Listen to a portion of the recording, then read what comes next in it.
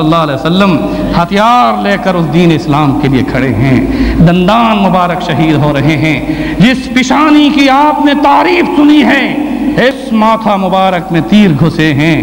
میرے دوستوں اور بزرگوں، یہ آنکھ جو پر رونق تھی، بارونق تھی، پر نور تھی، خوبصورت تھی، جس میں سے چمک تھی، وہ راتوں کو جاگتی تھی اور امت کے لیے مغفرت کی دعا میں آنسو بہاتی تھی۔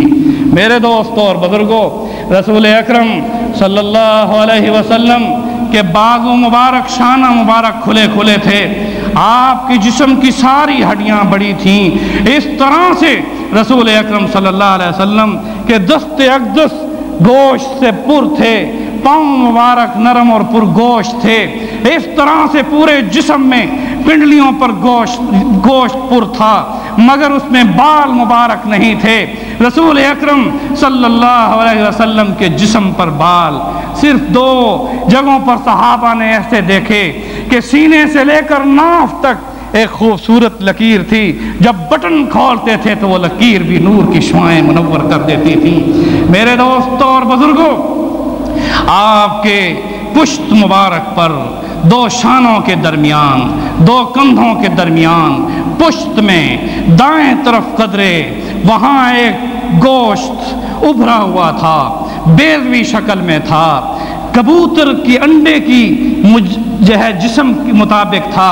اس طرح سے صحابی نے جب ہاتھ لگایا تو اس کا ہاتھ اس کے اندر چلا گیا، وہ نرم تھا، اس کے اوپر ابھرے ہوئے بال تھے، اس میں تلوں کے نشان تھے، اور اس میں سے کستوری کی خوشبو نکلتی تھی، اور وہیں لکھا ہوا تھا محمد الرسول اللہ۔ کہو محمد الرسول اللہ۔ لوگ کہتے ہیں، یہ مولانا نعرے لگواتا ہے، میرا رب جنت کے پتوں پہ اللہ اور محمد کا نام دیکھ کر خوش ہو رہا ہے، عرش پہ لکھا ہوا ہے، کہو لا الہ الا اللہ محمد الرسول اللہ۔ جنت کے 8 دروازے ہیں، 8 دروازے پہ کیا لکھا ہوا ہے؟ بولو لا الہ الا اللہ محمد الرسول اللہ۔ اور جب پیدا ہوئے تو پشت پہ مہر نبوت لگا کر بھیج دیا، ان تلوں اور بالوں میں ابھرے ہوئے گوشت پر لکھا ہوا تھا، کہو محمد الرسول اللہ، پھر کہو محمد الرسول اللہ۔ میرے دوستو، میں آپ کو بتا دینا چاہتا ہوں کہ رسول اکرم صلی اللہ علیہ وسلم جب بلندیوں پر چڑھتے تھے تو کہتے تھے اللہ اکبر، کہو زور سے کہو اللہ اکبر، اور جب نیچے قدم رکھتے تھے تو کہتے تھے سبحان اللہ و بحمدہ سبحان اللہ العظیم، زبان پہ ذکر رہتا تھا۔ آج آذان میں کس کو پکارا جاتا ہے؟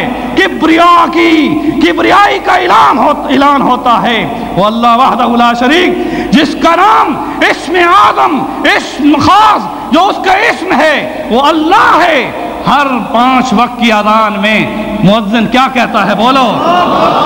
اگر خطبے میں مولانا بھی تم سے اللہ اکبر کہلائے تو یاد رکھو، فرمایا مؤذن اس آواز کے بلند کرنے پر قیامت کے دن جب اٹھے گا تو اس کی گردن سب سے اونچی ہوگی۔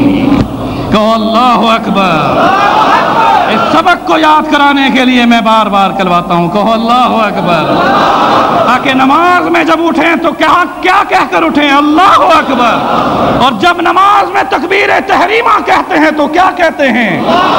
اور جب جہاد میں ہتھیار لے کر اٹھیں گے تو کیا کہیں گے؟ ہتھیار اٹھا چکے ہیں اور اس میدان میں ہم یہ کہہ چکے ہیں اللہ اکبر۔ میرے دوستوں اور بزرگوں، رسول اکرم صلی اللہ علیہ وسلم کے شمائل کو، آپ کے خصائص کو، آپ کے حلیہ مبارک کو، آپ کی صورت کو کس طرح سے پیش کروں، کس پہ رائے سے کہاں لوں؟ فرمایا داڑھی گھنی تھی، ہاتھ داڑھی پہ آیا تو یہ بھی بتاتا چلا جاؤں، فرمایا داڑھی گھنی تھی مگر آپ نے کبھی کٹوائی نہیں تھی، اتنی ہی تھی کہ اعتدال میں تھی، کہ مٹھی بھر آتی تھی، اس طرح سے گھنی گھنی داڑھی تھی۔ آپ نے مونچھوں کو کتروایا، آپ نے مونچھوں کو کٹوایا، داڑھی کو اسی طرح چھوڑ دیا، اور فرمایا کہ مخالف بنو کن کے؟ مشرکین کے، کہ مشرک مونچھیں رکھتے ہیں داڑھی کٹواتے ہیں، مومن داڑھی رکھتا ہے مونچھیں کٹواتا ہے۔ سیرت سننے والوں، پھر تم آج کر لو آج مل کر کہ اس سیرت کو ہم اپنائیں گے کہ وہ داڑھی جو سنت رسول ہے، جو انبیاء کی سنت ہے، کسی نبی نے داڑھی نہیں کٹوائی، کسی صحابی نے داڑھی نہیں کٹوائی، اس داڑھی کو فطرت میں قرار دے دیا گیا، مومن کی زینت قرار دے دیا گیا۔ ایران کے وہ قاتل جب آئے تھے پکڑنے کے لیے رسول اللہ صلی اللہ علیہ وسلم کو، اور آپ نے فرمایا ان کو بتا دو کہ تمہارے اس ملک کے بادشاہ کے ٹکڑے ہو چکے ہیں۔ جب ان کو پیش کیا گیا آپ نے اپنی نگاہ ہٹا دی، کسی نے دیکھا کس لیے ہٹا دی؟ ان کی مونچھیں تھیں، داڑھی نہیں تھی، موجود داڑھی کٹواتے تھے۔ لیکن میرے دوستو آج ہم مسلمان ہیں، دعویٰ کرتے ہیں محبت رسول کا، رسول اللہ صلی اللہ علیہ وسلم کی شفقت کی نگاہ اگر چاہتے ہو تو چہرے پر سنت کا نور لاؤ۔ تو اللہ اکبر کہیں لائیں گے انشاءاللہ۔ اچھا ایک تمنا کے ساتھ ہاتھ اٹھا دیں، میں پابند نہیں کرتا، کہو اللہ اس وقت تک موت نہ دے جب تک کہ چہرے پہ سنت کا نور نہ آئے۔ آپ تو ہاتھ اٹھاؤ کہ مرتے بھی بغیر داڑھی کے، اللہ موت نہ دے جب تک چہرے پہ سنت کا نور۔ اللہ انشاءاللہ یہ دعا قبول ہے۔ اب موت سے پہلے انشاءاللہ ہاتھ اٹھانے والوں تو میں خوشخبری رہتے ہوں کہ چہرے پر نور ہوگا سنت کا جب روز محشر کوثر کہ اس حوض کے پاس جائیں گے، رسول ہمیں پہچانیں گے اور اپنے دست اقدس سے حوض کوثر عطا فرمائیں گے۔ کہ انشاءاللہ انشاءاللہ دو باتوں کی ضرورت ہے، قبر میں ہم پہچان جائیں اور حشر میں ہمارے رسول ہمیں۔ اللہ میں کیسے بیان کروں اس داڑھی کی بابت میں، یہ بیان کرتا چلا جاؤں۔ اگر کوئی شخص داڑھی نہیں رکھواتا خبردار خبردار خبردار، اس داڑھی پر استہزاء مت کرنا، کیونکہ آج کے ملا کی داڑھی کی استہزاء نہیں ہوگی بلکہ سنت کی استہزاء ہوگی۔ کفر ہے داڑھی پر استہزاء کرنا۔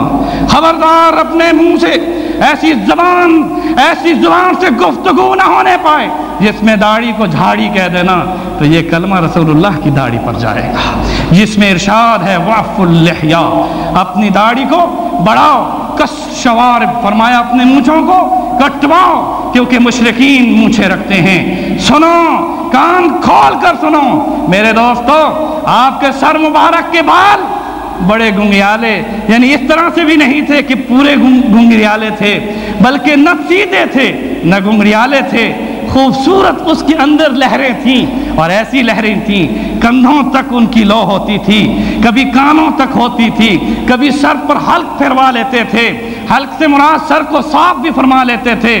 مگر میرے دوستوں اور بزرگوں ایک بات کان کھول کر سن لو، ایک بچہ رسول اللہ صلی اللہ علیہ وسلم کے آگے سے گزر رہا تھا، آپ نے اس بچے کو بلایا، فرمایا بیٹا یہ تو نے کہاں سے حجامت کرائی ہے؟ اس بچے کے درمیان میں بال تھے، چاروں طرف اس کی مشین یا بال کٹے ہوئے تھے۔ حضور نے فرمایا یمنا شعر القضا، آپ نے حدیث میں آتا ہے، آپ نے فرمایا یہودیوں کی کٹ ہے جو درمیان میں بال رکھ کر چاروں طرف سر کے تینوں طرف سر کے بالوں کو صاف کر لیتے ہیں۔ یہ اس وقت سے یہودیوں نے اس طرح کی سر کی کٹ رکھی ہوئی تھی۔ آؤ مل کر عہد کریں، رسول اللہ صلی اللہ علیہ وسلم نے یہ اس طرح اس حجامت سے روکا، انشاءاللہ اپنے بچوں کی ایسی حجامت نہیں ہونے دیں گے انشاءاللہ۔ غلطی سے ہوئی ہے تو توبہ کر لیں کہ اللہ ہمارے گناہ کو معاف فرما دے۔ سیرت سنتے ہو، سنا پھر سیرت۔ حضور نے فرمایا مرد اپنے بال کندھوں سے زیادہ اتنا بھی نہ بڑھائے کہ اس کی مشابہت عورت سے ہو جائے کہ پیچھے سے وہ میڑیاں باندھے۔ ایسا شخص جو پیچھے سے میڑیاں باندھتا ہے وہ مشابہت نساء میں آتا ہے، لعن اللہ میں آتا ہے، اللہ کے رسول نے اس پر لعنت بھیجی ہے۔ بال ہوں تو برابر کھلے کھلے ہوں۔ حضور صلی اللہ علیہ وسلم کنگھا دیتے تھے، بال کبھی کندھوں کی لو تک ہوتے تھے، لیکن پیچھے سے ان کو عورتوں کی طرح سے سینگیاں نہیں باندھا کرتے تھے۔ بعض لوگوں نے، مردوں نے بھی ایسے باندھی ہوتی ہیں، یہ خلاف سنت ہے۔ میرے دوستوں اور بزرگوں برابر بال کٹوانے کا یہ حکم ہے کہ پورے سر کے برابر بالوں کو تم کٹوا سکتے ہو، یہ نہیں کہ نیچے سے چھوٹے اوپر سے چوٹی اس کی بڑی ہوئی، فرمایا یہ یہودیوں کی علامت ہے۔ میرے دوستو آج مشرکین، آج نصارہ، آج یہود، آج ہندو سارے مل کر اپنی تمدن کو، اپنی ثقافت کو، اپنی تہذیب کو مسلمانوں کے گھر میں لا چکے ہیں، اور وہ بیٹھ کر یہ خوش ہوا کرتے ہیں کہ